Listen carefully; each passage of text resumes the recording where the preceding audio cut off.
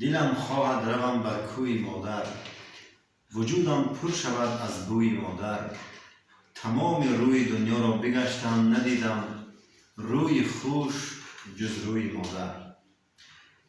سلام علیکم دوستان ارجمند و آنهایی که خاصتا در شبکه‌های اجتماعی برای مادر من دعا کردند و امروز با دعای ما و شما شکرانه پروردگار که مادر من بهتر هستند و می‌خواهیم که این لحظات در بیمارخانه مرکزی شهر پنجکین ما قرار داریم همراه مادرم و می‌خوام در جواب دعاهای کرده شما باز هم برای شما و برای آن طبیبانی که بسیار خدمت رسانی‌های خوب داشتن در این بیمارخانه یک دعا بدهند. مادر عزیز الهی آمین. به حرمت ذات پاک خدای مهربان، به حرمت روح و ارواح خدای حسین محمد صلی الله علیه و سلم، به حرمت امین ماه صفر، اهل مردمان تاجیکستان را دعا میکنیم که سربلند هردوی جهان باشیم.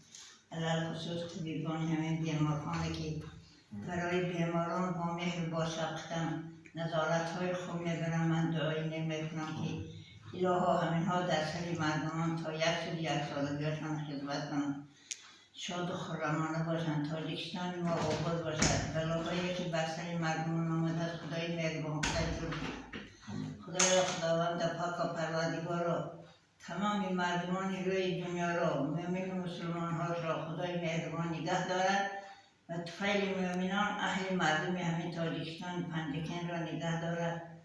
با حرمتی اهل مؤمنان با دعاهای مردمان با نگاه بین همین طبیبان با خبرگیری های میری شهر ما من شاد و خرمم. خیلی شادم که همه دوستان ما رو خبر گرفتن، همه غصه ها رو از دل ما بردن. ما شاد و خرمیم.